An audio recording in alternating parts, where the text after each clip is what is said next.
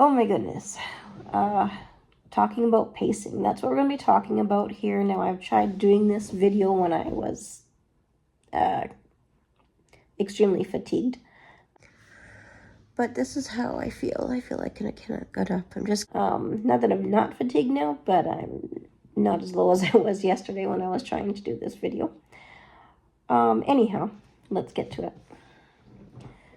So chronic fatigue syndrome is a very unique chronic illness. Chronic fatigue robs us of being able to do what we need to do in life. Just live, basically. But when we learn to pace, it really helps. So that's what we're going to be talking about, is some tips on how to learn to pace so that you're able to manage your life day to day. So let's get started. So you might wonder what pacing is.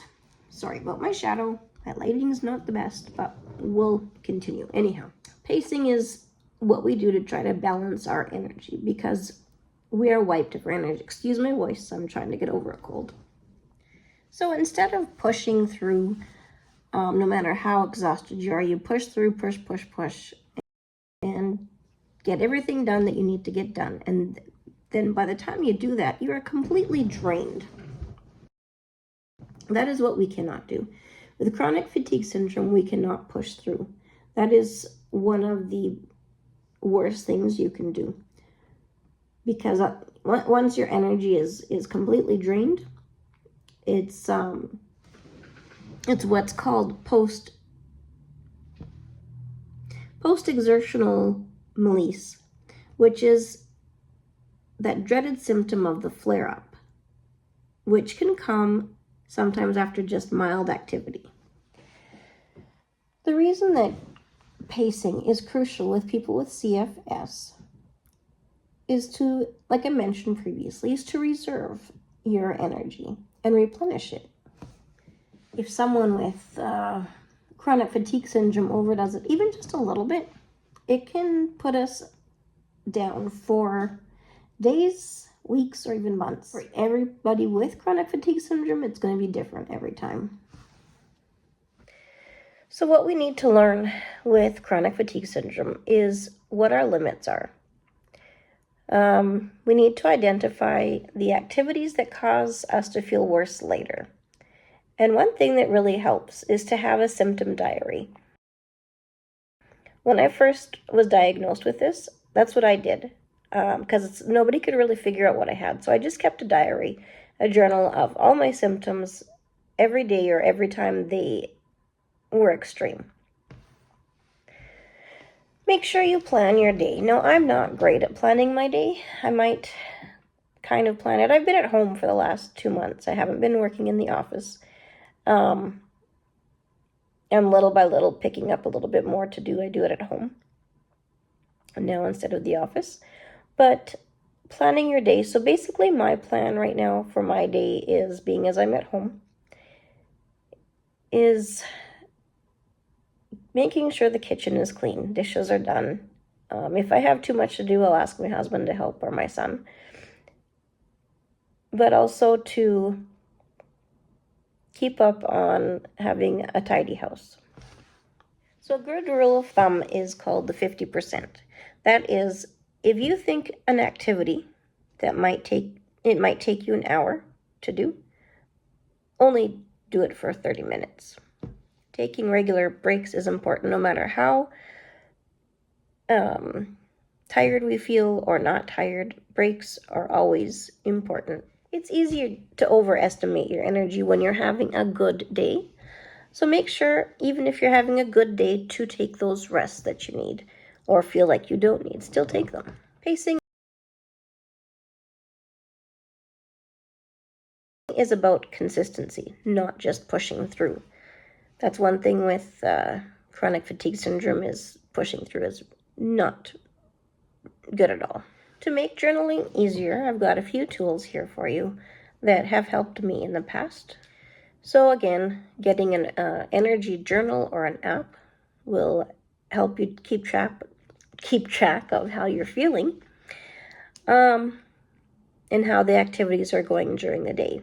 This can help you also to understand your limits over time. Now, I also have used these video journals so that I can actually see how I'm feeling, because I actually went for a year without realizing that I was crashing and I was heading towards not being able to do anything for a while again. So yeah, those videos really helped me to realize that I was crashing. Took me still a little bit, to realize, but I ended up taking things slower afterwards. Another thing is that you can use, you don't have to, but an idea is using a timer either on your phone or the kitchen, to set timers for you to get visual schedules. Some people find it helpful to create a daily plan with specific times for rest and activities so they can stick to a manageable routine.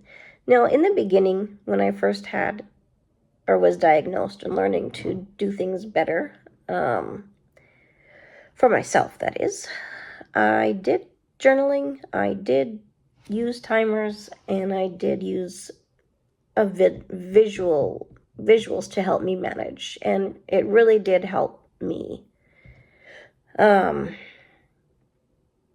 manage my energy better when I was able to stick to my routines. Let's talk about common mistakes that happen when you're learning how to pace. Now, I still once in a while will have these days, but that is doing too much on good days. You feel great, so you decide to catch up on everything, but oops, that can lead to a crash later. That crash might not happen that day. It might not happen the next day, but it could take 2 days, and all of a sudden you're going to be wiped out. Skipping rest breaks. That's not a good one either. Rest breaks are non-negotiable. Even if you think you're okay, don't skip them. Because what's happening is when you skip those breaks, you're kind of accumulating a crash that will happen eventually. Whether it's in 2 or 3 days, 4 days, 5 days, it doesn't matter. If you don't take those breaks, you will end up crashing. Now, not listening to your body. If you start feeling symptoms, it's a sign that you might need to slow down or stop for a while. It's quite funny because once we learn to listen to our body, it doesn't take much, and we know what we need to do. For instance, a few weeks ago, I wasn't able to go for a walk for more, not very far at all. And my son didn't really realize that. And so we went for a walk, and I could go about a block. And I could feel it in my legs that if I went any further, I wouldn't make it back home. So we turned around and went back home. So the walk wasn't bad, but it was short. And then my son realized that he can't ask me to go for, walks for very long distances anymore because my body just couldn't handle it. Now, a lot of this seems so overwhelming. When I first was diagnosed with this and I was trying to learn pacing and everything, it was very frustrating. But the encouraging thing is this. Pacing is all about balance. It's a strategy that takes time to get the hang of. But once you start pacing effectively, you'll notice that your energy levels are more manageable, and those dreaded crashes may happen less often. Remember, you know your body best, so take it one step at a time. Be patient with yourself and keep adjusting as you go. Thanks so much for joining me today. Don't forget to subscribe. Give a like, because those likes really help get us noticed by YouTube algorithms so that it knows that people are actually engaging in our videos. Also, if you could share this with somebody that it might help, that would be great. Thanks so much for your time, and I appreciate you.